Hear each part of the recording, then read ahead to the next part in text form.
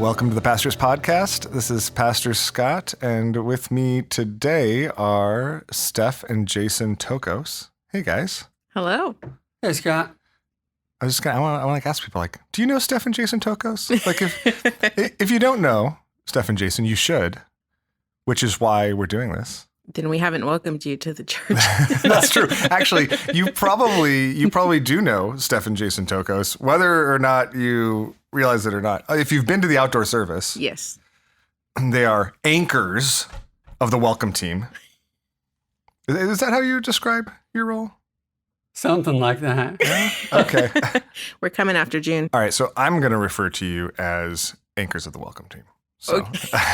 Works for us. But that's not what we're doing here. This isn't like Meet Your Welcome Team. Although that could be a fun podcast, Yeah. like Meet Your Welcome Team. But Steph and Jason, Stephanie specifically is one of our newest global partners. Yes. We talked with the Bowers last week, and Steph also at the same time this summer we began supporting her as a church. But I know you've been a part of the church family for longer than that. So Steph, you work with the Navs, right? Where? Like, what does that look like now? I am currently working with the Navigators out at Cal State Long Beach. So we live about equidistant between the church and Long Beach, so it's not a horrible drive. But I have been there for a year now, since I started coming to Cornerstone. Awesome. All right. Well, so I want to get into that story a little bit of what brought you here, what brought you the two of you here. Jason's in seminary, right? What year are you in seminary? This is my second year at Masters, so I'm looking at probably another 2 years or so before I finish. Okay.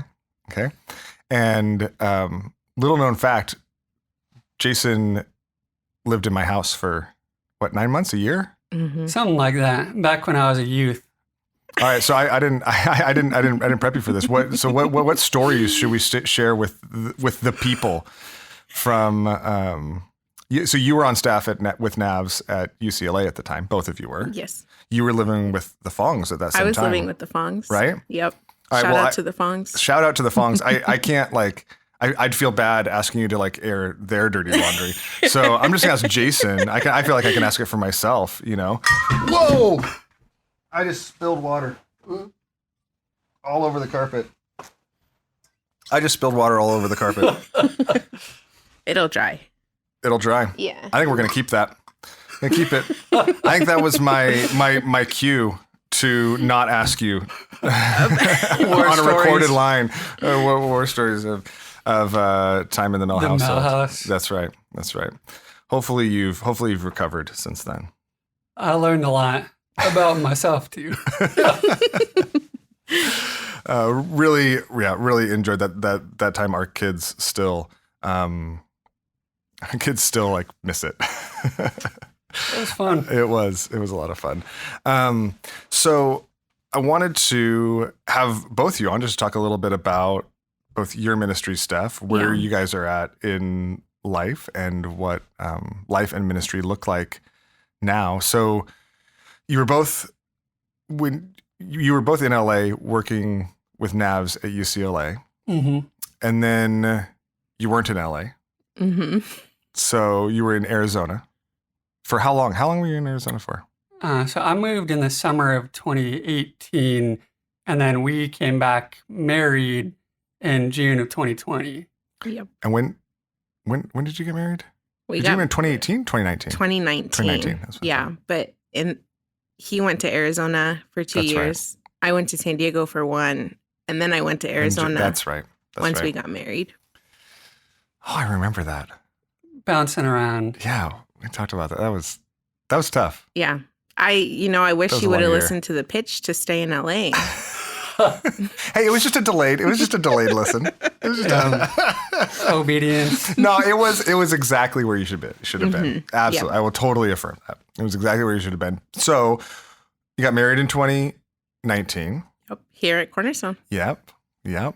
And then in 2020, summer of 2020, you moved back to LA. So what brought you guys back to LA?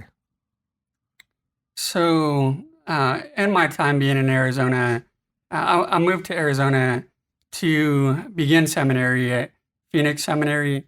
But in that time, I also wanted to be closer to my family because I was raised in Phoenix.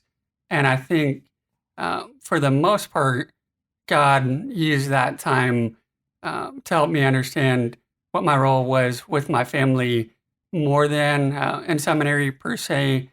But I think the seminary aspect just showed me the value of a good church in the process of being equipped and trained for ministry. And so I think I learned a lot at Cornerstone the first time around. And that helped me to see just some of the things that I maybe wasn't getting equipped in Phoenix, and how Cornerstone could serve as a blessing as I pursued seminary education. So when Steph and I got married, we talked about kind of knowing we might move to LA. And then in the winter of 2019, we realized, okay, we think God is calling us back to LA. And so what do we need to do to follow that call, and what sacrifices might we need to make? Okay. So what was that like for you, Steph? Like, so, I know Jason was thinking through like seminary and kind of training for ministry and where you all wanted to be during this season. Yeah. But you had kind of your own process and trying to think through and figure out where the two of you should be, and the opportunity of ministry and everything else like that. Yeah. Go forward. Yeah. So it was probably a long conversation. The setting where we finally decided to move was very interesting. But in just considering what is going to be the best place for him to be equipped and be trained, not just through the seminary, but through the church, like he was saying, what could I do both financially and to help him get through seminary as quickly as possible, or as painless as possible on the house end. And what has been on my heart for many years, when I transitioned to San Diego to continue working with the Navigators, I had to pull back from a full-time capacity. And then going to Arizona, being married, we both had full-time jobs. And so that decreased significantly as well, while still being tied to the Navigators very minimally. And so when we made the decision to move back for seminary, I was like, hey, so I've been teaching in Arizona for a year, and that was a blessing from the Lord because I technically wasn't supposed to be. What can I do for work? And what would be feasible for both of us financially, for him to be like on board with whatever I was going to be doing. And so really started the nudge, like, what if I go back on staff full time with the Navigators? Like, what would that look like? It's a long process just to try to get fundraised to the point where you could do it full time. Yeah. And so it really was going to take initiative on both of our ends if I was going to do that. But I think just hearing from him that he was supporting me and encouraging me along the way for whatever like we both needed to do to prepare for that move. But I was so excited. I love being with the women on college campuses and getting to disciple them. And so for me to think about like, I'm going to be working with college freshmen instead of high school freshmen was a nice relief. And just something that was continually there in the back of my mind. Like, do you want to go back? Do you not want to go back? Are you going to like step off finally from the Navigators or not? And so this was a good turning point, I think, to just say like, I think the Lord is still like keeping that door open. It's incredible how he orchestrated that through so many. I mean, I know we talked a couple of times like together, but I know Jason, you and I talked multiple times in the midst of this process, and he was just guiding every step of the way, even when like every step of the way it was also totally unknown. Yeah. Like felt like, I mean, at least the way I remember it was that it just like felt like in the dark, kind of until you were like, as you're taking the next step. Yeah. And the Lord's just like, okay, this is how I'm guiding it. Yeah. So it was December 2019. We were at his office Christmas party. And it was in a bar. And so we were sitting at the bar, not really talking to anybody, and just like, I think we're going to move forward with this. And so we said in that moment, we will move next summer, come what may. Obviously at that time we didn't know COVID was right around the corner, that there were going to be lockdowns everywhere. And so we moved in June, and people always questioned, are you sure that this is the right step? Like, especially in the middle of the pandemic, how are you going to get plugged in? How are you going to meet anybody? And it's like, I think the Lord has, I think the Lord is with us. And thankfully that community hasn't been a problem. Yeah. Incredible.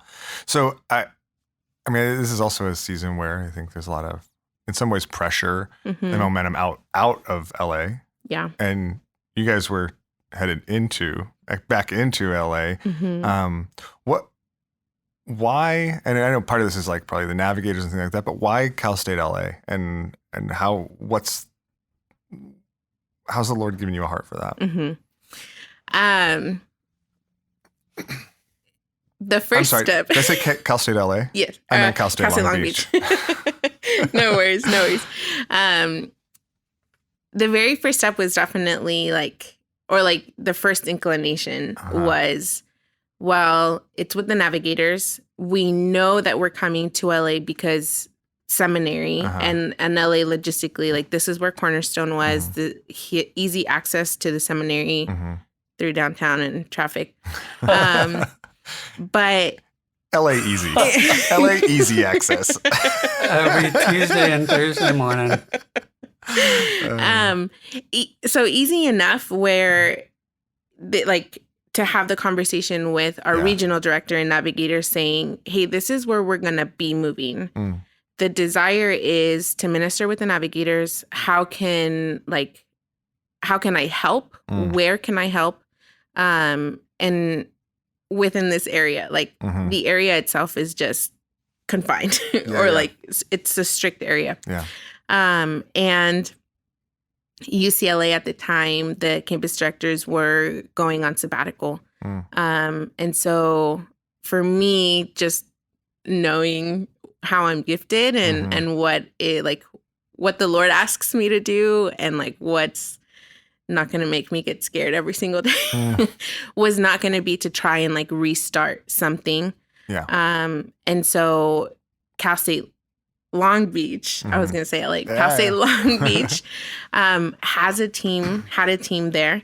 There were two guys who had been ministering on campus, one for 27 years and one for 3 years at that point.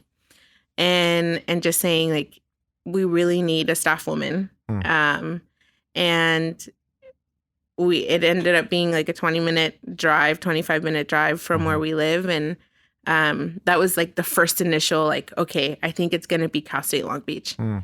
And then we did more digging. We talked to the campus director, talked to the regional director, and found out there was a big need for a staff woman. And so it was well, I'm a woman and I want to be on staff. I qualify. So I fit those categories.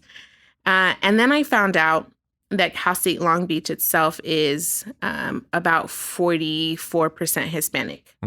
And so to think these are my people and just desiring to continue, however the Lord was going to provide in that way, to continue to minister to Hispanic women. And I had the pleasure of experiencing that at UCLA.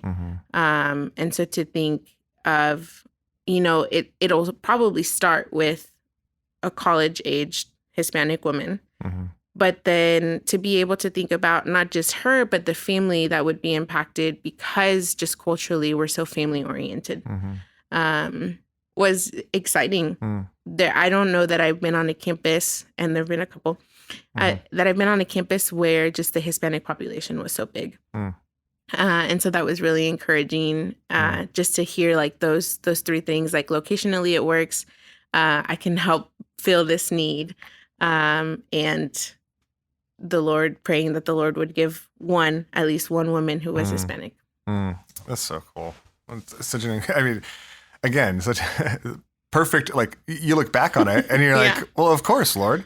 But he was just orchestrating each step of the way, kind of perfectly, even when you weren't sure. We didn't know. Had no idea what it was going to look like. So this is a really interesting time to be on campus, right? After the last year and a half. It's a really kind of unique moment. What has ministry looked like the last couple of months as the campus began to return to life for the first time in a year and a half? Yeah. It just felt like finally, like we can finally be here. Cal State Long Beach itself is only open at 50% capacity. Okay. So some of the students who are already in the ministry are not taking classes in person. But just to be able to figure out, like, amidst the restrictions, where are we going to set up and table and do recruitment? Is this allowed? Is this not allowed? We heard that Monday, and we were set to start recruiting on Tuesday, where we could set up. So it was everything like very like right up until like our like own deadlines of this is what you have access to. Oh, by the way, here's the room that you can meet in this semester. Very like, well, are we going to get a response? Are we not going to get a response? Should we call them? Should we not call them? Just with it, like with the administration itself. But to see the students then be like, I haven't been plugged in a year and a half. What do you guys do? Oh, well, I'm not a believer, but can I come? Can I hang out? And so just seeing a lot of students be like thirsty for community is probably just been the excitement on my end, just to say like, of course, like we're here to help you get to know others.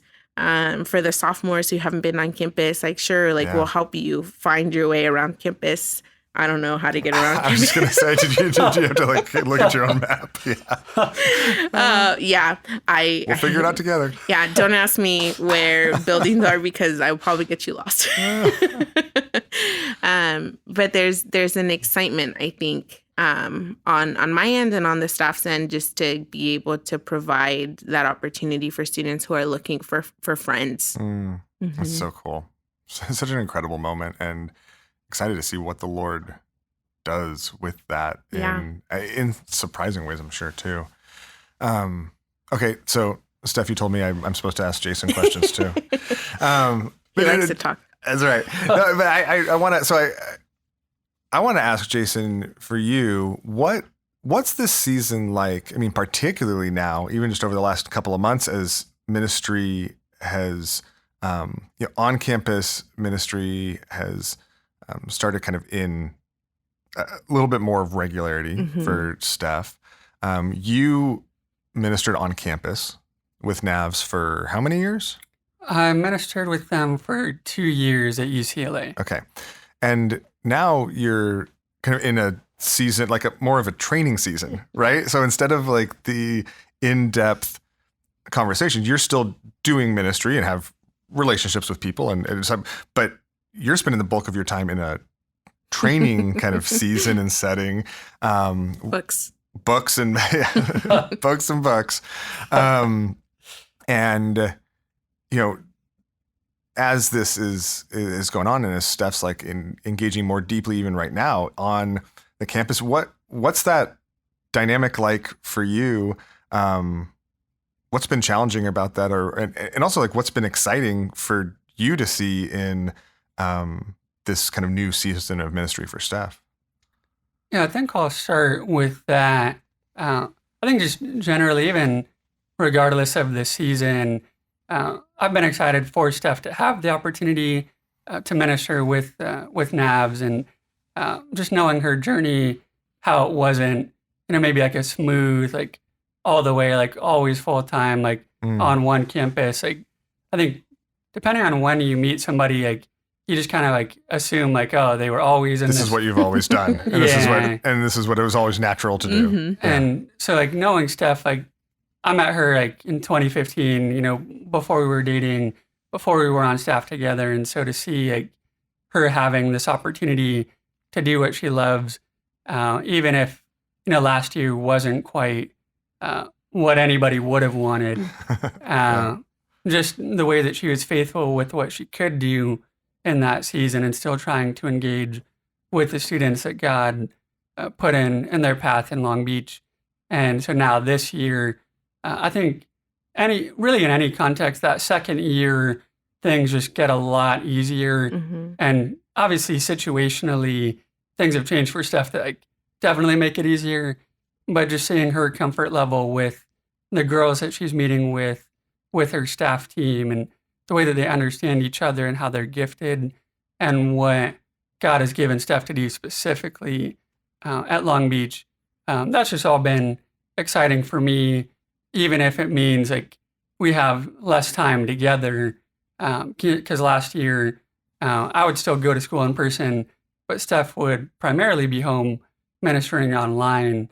And so we'd have like time together, even if it wasn't like doing like stuff intentionally, where now we have to be a little bit more intentional with our time to really get quality time. But I think just understanding like, well, God has given Steph a ministry to do in Long Beach that he hasn't given me to do, but I want to encourage her in that, and just recognize like that means like sometimes we're not going to be together, and that's okay. But then I think for myself, being in seminary is just a different animal than anything else. And there's a quote from one of our professors, and he says, like all the way growing up, like school, like people told me school was hard, and it wasn't really. And then I got to college, and they told me it was hard, and it wasn't really. And then I got to seminary, and seminary was like real hard. And that definitely feels true, where it's just like, there's more to read than I can possibly read, but I got to do it. So I think just in that, recognizing my own limitations, but understanding like having ministry experience with the Navigators at UCLA, and doing evangelism and doing discipleship, and just the questions that come up. I think I appreciate the theological formation that's going on in seminary, even if it is grueling at times and maybe not like what I'd love to be doing in a given moment. Just recognizing like this is for now, but it's also for later, and it's growing me now, probably in ways I don't recognize. But as I desire to be a pastor down the road, there are things that I'm learning now that will just better equip me to do that than if I was to go off somewhere now and make a ton of mistakes. Yeah, well, seminary will keep you from making any of those mistakes. You Thankfully. get the degree, you won't make any mistakes. It's great. It's done. Well, that's the idea, right? Like you're done once you finish the MDiv. Oh man, But Stamp of approval. No, but obviously that's a joke. But the foundation it gives, right, gives you the tools to build on, to grow, to be for that wisdom, and the wisdom that we need is birthed out of. So I'm excited for you, even though it can be grueling at times. And thankful for this season for you. What's something in like from the seminary, like from your studies and things like that you've learned over the last couple of years that surprised you? I think maybe even just recently, I mean, there's a million things that have surprised me. But I think recently I'm in a class on the attributes of God, and it's just been really beneficial to, learn about the attributes of God that we're more familiar with, like justice and love, but then to hear about some of the incommunicable attributes and things that I've just frankly not really heard much about. And I think that's really helped me to understand, why God is so great, why God is so transcendent, and just helps me to understand like what reverence for Him looks like and how what it means for us to fear Him and to recognize like, man, this God really is beyond anything that we could understand, and yet He loves us and wants to know us and be in a relationship with us. And so I think it just grows my appreciation for who God is and that He does care about us. That's so sweet.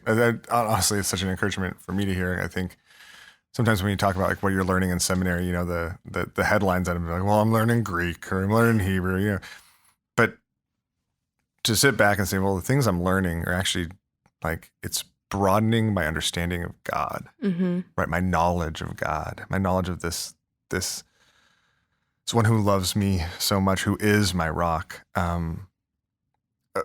Ultimately, at its best, that's what it's for, right? I think that's what all of our study and kind of at any level or in any way is for. So that's super encouraging to hear. I mean, I want the two of you to know how thankful I am that you're here. I mean, I know we've talked about that before and why I hope this is a blessing, but I just think our church family is so blessed to have both of you here, both your hearts, your dedication, your faithfulness, and the unique ministries and opportunities and seasons that you're in and that you have, the unique opportunity of this season in ministry for you, Steph, at Cal State Long Beach, and the ways that we both get to glean from, and the kingdom gets to benefit from that, like that just seemingly perfect opportunity the Lord orchestrated.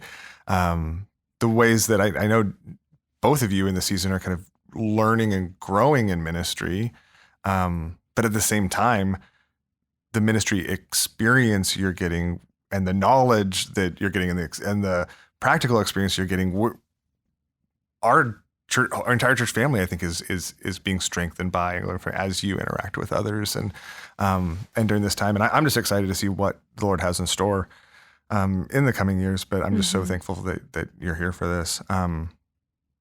When you think about ways that the local church and the Cornerstone can be supporting, praying for, engaged with, even the ministry at Cal State Long Beach, like it's, I think it, in one sense, it's not a immediately local campus, right, for us. And so that's a little bit of a different dynamic, but it's also not like, I don't know, in another state. Yeah, in Arizona. So like it's local in one sense. Yeah. And I know that there's other sister churches in that area that we, but how can we be praying for, and how can we be involved in the ministry that you're seeking to do at Cal State Long Beach? Yeah. I think one of the bigger things that, even just because of the nature of like who we are and our relationship, I feel like the answer is a little two-parted, where for the church, and I think not even just like knowing that Cal State Long Beach is like further away, like there's still, I think, and Matt mentioned today, but like there's still college students around. Yeah. And so just generally to like welcome these like younger students in, ask how they're doing, invite them for a meal so that they're getting off campus and not eating the same dorm food every time. And just to be like us as a church body, to be willing to like bring them along. One of the things that and again, just because Jason is in seminary and we have just a high view of the local church, trying to encourage them to get plugged in, to look for people who are outside of their generation that can speak into their lives, and just knowing that is crucial for them as they're in college, but even like college is going to be 4 years of your life. And so to figure out how can I relate with older people, people that I might not have things in common, that I'm just going to learn how to share the gospel and to be like relational with others. And I think for us to be able to see those college students and just think like, I do want to come alongside you, and I want to love you where you are. And if that means rides, or if that means just, hey, how are you doing? How's school going? But it's definitely a prayer of mine, and I think ours, that the students would also choose, like, desire to get plugged in. So it's kind of two-sided. Yeah.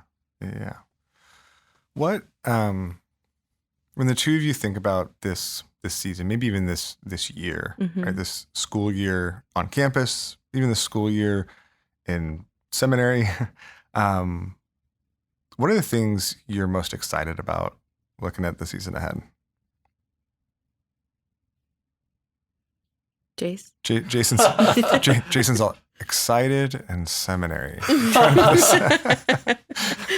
Excited for the end of the semester. Yeah. No, I mean, it doesn't have to be school. It doesn't have to be school in general. I mean, I know that you're also, obviously involved in people's lives here and things like that, and doing different things. But whether it's your ministry, the things you're learning, Steph's ministry, the things going on in the local church, like what are the things that you're most excited about?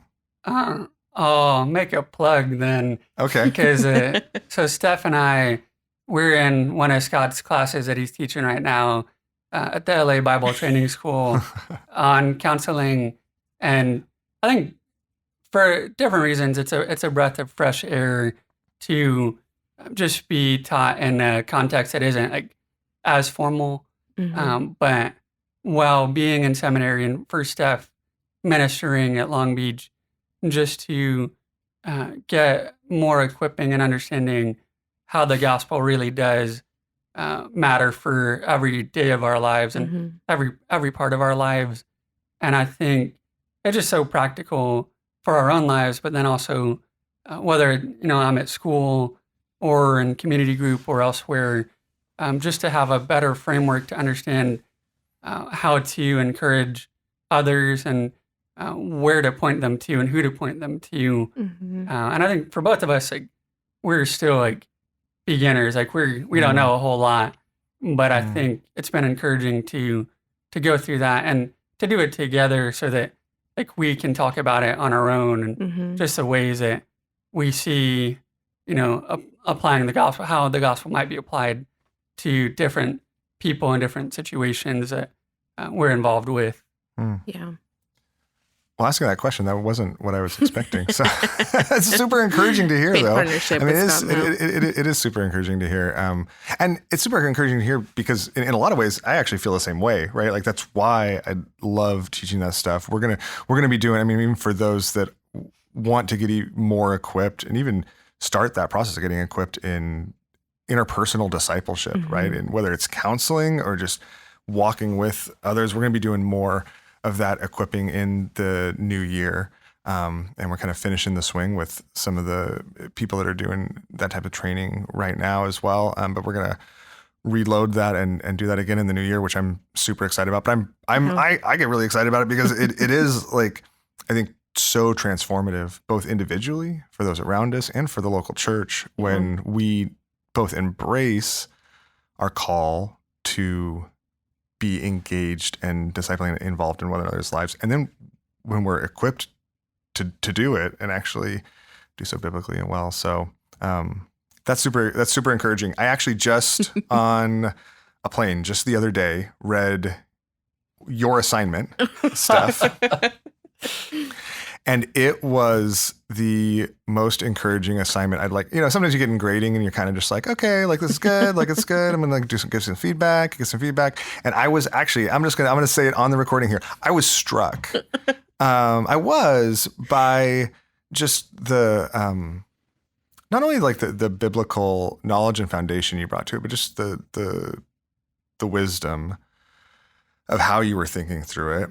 And it was a part of that made me really excited for this season in your lives and in your ministries as well. Kind of for similar reasons, actually, Jason, to what you said.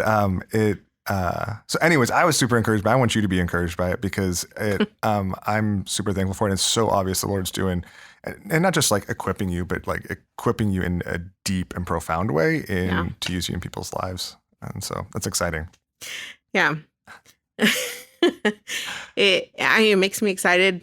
When you think about the year ahead on campus, what are the things that you're most excited about?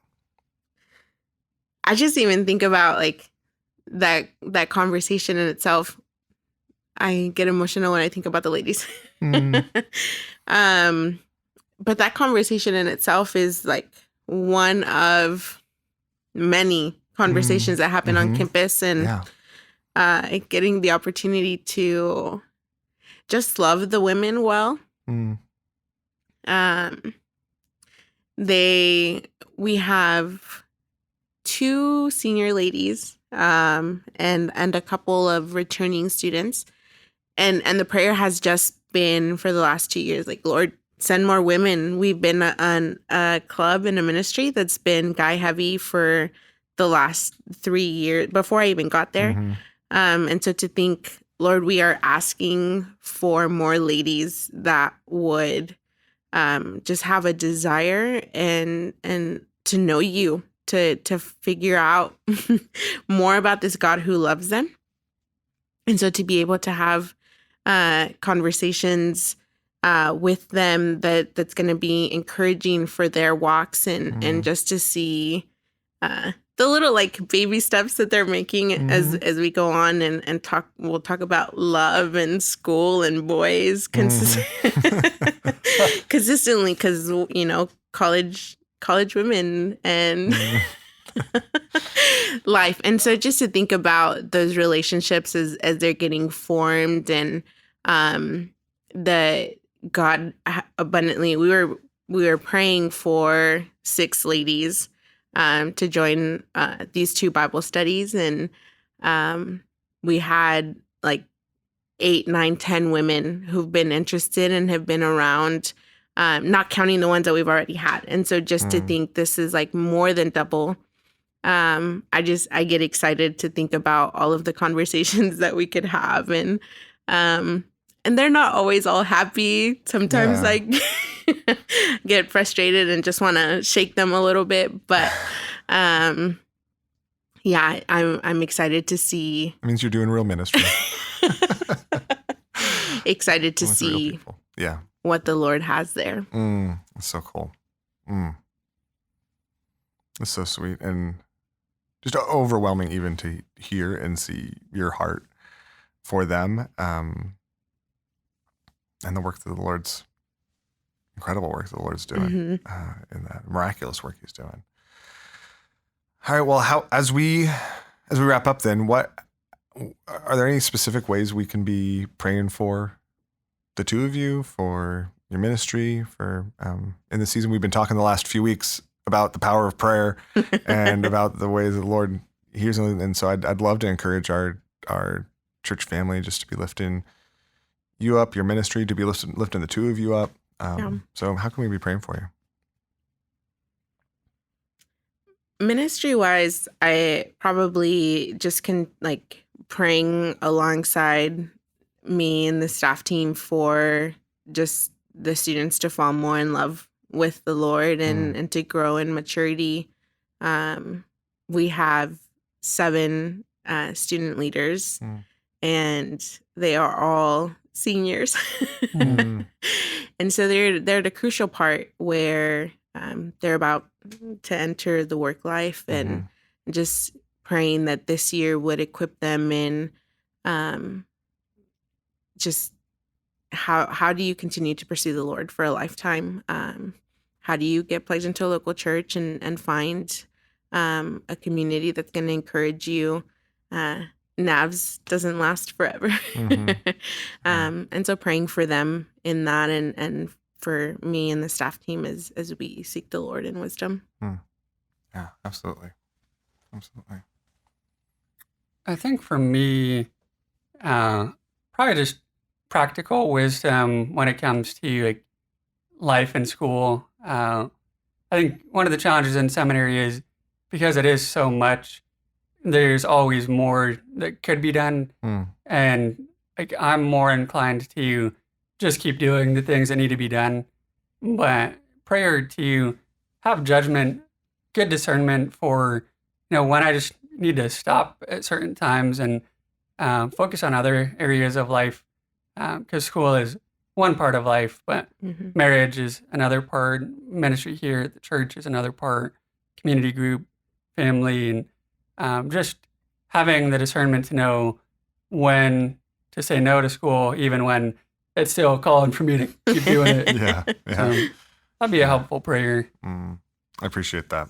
And for all of us, requires supernatural wisdom, right? To be able to navigate that. So I appreciate that. We'll definitely be praying. I know I'll be praying, and I'm excited to invite our church family to pray along with that, to pray for you guys, to lift you up. And so would encourage you, if you're listening, to do that this week, to be praying for them, to be committedly praying for Jason and Stephanie and for their and for this season in school and preparation, and also particularly for the fruit of the ministry at Cal State Long Beach right now. Yeah. I'm so excited for that. So thank you guys for taking the time. Thanks for getting to share. And it's just so sweet to get to kind of meditate on and highlight some of the things the Lord's doing. So we're glad to be here. Yeah, thanks for inviting us. Yeah, I'm glad to have you here. And thank you all for listening. We love you, and we'll see you on Sunday.